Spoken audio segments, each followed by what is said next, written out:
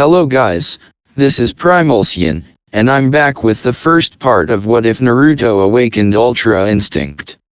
As the name of the What If suggests, Naruto will be unlocking Ultra Instinct. Let's start this What If. Scene, Chunin exams, Forest of Death. Naruto and the others are deep in the forest. Naruto is exhausted from the survival challenges, his chakra almost drained after fighting tough opponents. Suddenly, a predatory presence is detected. Naruto's body tenses, but he cannot react in time and is thrown away by a wind jutsu. In his place, a person appeared. The said person was wearing plain gray garbs with a black polo and pants underneath, a thick purple rope belt tied in a large knot behind his back, blue tomo-shaped earrings, and shinobi sandals with bandages around his calves. He began to attack Sasuke and Sakura, pushing Sasuke back and throwing away Sakura. Now we go to Naruto's side. Naruto, who was thrown away by the wind jutsu, is now unconscious. Inside his body, energies begin to collide against each other. We now see Naruto waking up. Huh? Where am I?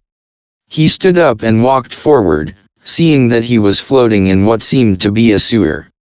Naruto's eyelids opened as he groaned. Oh man, what happened? Why was I thrown away? After saying these words, Naruto opens his eyes, blinking as he realizes he is in a different place. Naruto got up and felt some disturbance beneath him. He looks down and sees water flowing. Huh? What is going on? Naruto spoke while looking both in front of him and behind him. Hey. Is anyone here? Getting no response, he noticed that the end of the sewer was dark. Naruto thought of walking toward the end to see what was going on. As he began to walk, he saw strange swirling patterns on the walls. What are those patterns? At the end of the sewer, he saw a gigantic gate. Attached to it was a piece of paper with some kind of sealing formula. Huh? What is this? A seal? But what is a seal doing here, and why is it attached to this gate? As if answering his question, a voice boomed from behind the gate. Brat, so you have come, huh? Took you long enough. Naruto, hearing those words, took a few steps back and looked down. Inside the darkness behind the gate, two eyes opened with red slits. Naruto felt malice and hatred radiating from those eyes. He frowned and said, stuttering, who are you? Brat, I'm the reason that you're living this way, the being chuckled. Appearing from the darkness was a fox with orange fur, 9 massive tails swishing behind it. Naruto froze upon seeing the being. Why you, what are you? The fox chuckled again. Kid, I'll say this again. I'm the very reason those villagers treated you this way. Naruto thought about what the fox was saying. Then his mind clicked, realization spreading across his face. Why you? Naruto's face drained of all color as the realization struck him. You're the Ninetales. Outside, Sasuke was battling with the snake Sunin, Orochimaru. Sasuke ducked under a barrage of kunai thrown toward him, stepping backward to create distance between himself and Orochimaru. Sasuke made a series of hand seals: rat rightward arrow, tiger rightward arrow, dog rightward arrow, ox rightward arrow, rabbit rightward arrow, tiger, and threw several kunai while shouting. Fire style, Phoenix flower jutsu. Flames burst from his lips, encasing the thrown shuriken with fire chakra. Orochimaru, seeing Sasuke launch the Phoenix flower jutsu, slipped back while forming his own hand seals: ram rightward arrow, dog rightward arrow, ox rightward arrow, snake, and slammed his hands onto the ground, whispering. Earth style, mud wall jutsu. A wall of mud rose from the ground, shielding Orochimaru from the incoming fire. After the attack ended, the wall crumbled. Seeing this, Orochimaru chuckled. So that is the worth of the Uchiha's last heir. Sasuke became furious upon hearing his clan insulted. He wasted no time and rushed toward Orochimaru, engaging him in a fierce taijutsu battle. He launched Kunao again and performed the hand seals rat rightward arrow tiger rightward arrow dog rightward arrow ox rightward arrow hare rightward arrow tiger and shouted. Fire style, phoenix flower jutsu. The Kunao were engulfed in flames, making them even deadlier. The fire jutsu struck Orochimaru head-on, engulfing him in a blazing inferno. Sasuke sighed in relief, thinking it was over, but he stayed alert, knowing anything could happen. As the flames began to die down, Sasuke's breath hitched. Standing where Orochimaru once was only a charred log. And no, Sasuke whispered, stuttering. On the other side, we return to Naruto in his mindscape. After hearing that the reason the villagers hated him was because the Nine Tails was sealed inside him, Naruto's mind went blank. Memories of his childhood resurfaced: the hateful glares, the scornful looks, the fearful faces of the villagers as they looked at him like he was some kind of plague. Naruto didn't know what to do. He looked at the Nine Tails with firm resolve. The look on Naruto's face was not anger, nor disappointment, it was resolve. A resolve that even shook the mighty Nine Tails. So the reason they didn't teach me ninjutsu was because I'm uncontrollable. The Kyuubi fell silent, not knowing how to answer. Naruto turned away and began walking deeper into the sewer. Brat, the Kyuubi spoke, what are you going to do now? Naruto didn't look back. I sensed some energy deep inside my mind. I'm going there to see what it is. He walked away. Naruto followed the sensation of that calm energy, different from chakra altogether, until he arrived at a door. What's a door doing inside my mind? And that wave of energy, is it coming from this door? What is this energy I'm sensing? He placed his hand on the doorknob and opened it. Inside, he saw a book floating midair, radiating calm waves of energy. Naruto felt a sense of familiarity. Wait, is that the book I found when I was searching for the scroll of seals? He shook his head. Never mind. Let's see what's going on with this book. Naruto raised his hand, and surprisingly, the book flew toward him and landed in his grasp. Curious, Naruto opened it. Inside were strange designs. What is this, and what's written here? Beneath the front page was a description of what seemed to be a technique.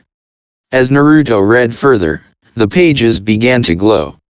The paper folded on its own, radiating immense energy as the book dissolved into pure light. Naruto stepped back cautiously as the energy rushed toward him. He barely had time to speak before it merged into his consciousness. Outside, Naruto's body stirred. His hair lifted slightly, becoming sharper and more defined. A calm aura surrounded him.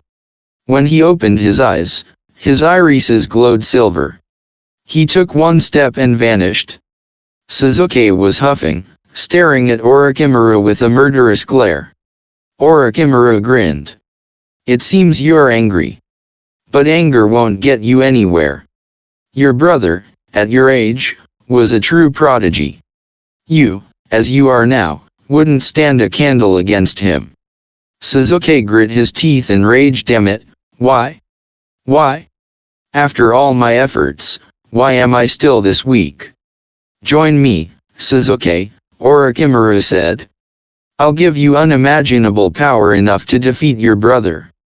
Sasuke began to consider his words, but before he could finish his thought, a blur flashed past them. Orochimaru was slammed into the trees, smoke and debris flying everywhere. Sasuke's eyes widened. What? Who was that? As if answering his question, a figure calmly walked out of the smoke. Sasuke reached for his pouch, ready to strike. Damn it, another one. But then he froze. And Naruto? Naruto stood calmly, looking at him. Then Naruto turned his gaze toward Orochimaru. Orochimaru's eyes widened. What is this power? He thought. Naruto didn't give him time to react. He appeared right in front of Orochimaru. Naruto vs Orochimaru, the calm that terrified a Sunin. The forest went silent. Orochimaru slowly straightened himself, brushing dirt from his sleeves as his golden eyes locked onto Naruto. For the first time in years, the Snake Sunin felt something unfamiliar. Unease. Naruto stood still, no stance, no hand seals, no killing intent. Just calm. His silver eyes reflected Orochimaru's image, yet his gaze felt distant, as if he wasn't even focusing on the man in front of him. This chakra, Orochimaru muttered. No, this isn't chakra at all. Sasuke watched from the side, his heart pounding. Naruto wasn't radiating pressure like the Nine Tails. Instead, it felt like the forest itself had gone quiet around him. Orochimaru struck first. His neck snapped forward unnaturally, stretching like a serpent as his mouth opened wide. A sword shot out toward Naruto's throat. Naruto didn't move. At the very last instant, his body tilted barely a fraction. The blade sliced through empty air, missing by centimeters. Naruto didn't even look surprised. Orochimaru's eyes widened. He didn't dodge. His body moved on its own. Dozens of snakes erupted from Orochimaru's sleeves, lunging toward Naruto from every direction. Their fangs glistened with venom. Naruto stepped forward. Not back. Not to the side. Straight through them. His movements were fluid, effortless, his body weaving between attacks with impossible precision.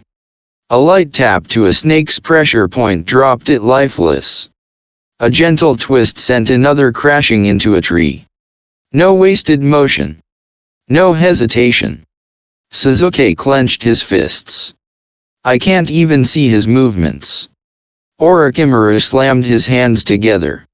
Wind style, great breakthrough. A violent gale ripped through the clearing, uprooting trees, and tearing the ground apart. Sasuke had to brace himself to avoid being blown away. Naruto simply walked. Each step was perfectly timed between the surges of wind, his body bending naturally with the flow. The attack passed him completely. Orochimaru's grin returned, but it was strained. How fascinating, he hissed. A body that reacts without thought, this is beyond talent. He bit his thumb and slammed his hand to the ground. Summoning jutsu.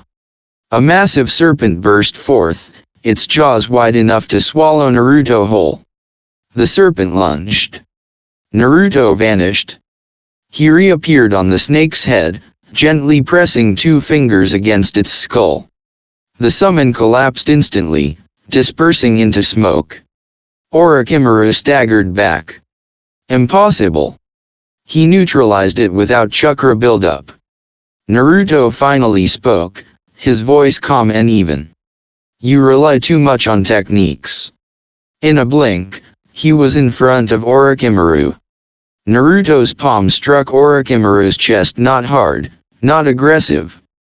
The impact detonated. A shockwave exploded outward, flattening trees and carving a trench through the forest. Orochimaru was launched across the clearing, crashing violently into the earth.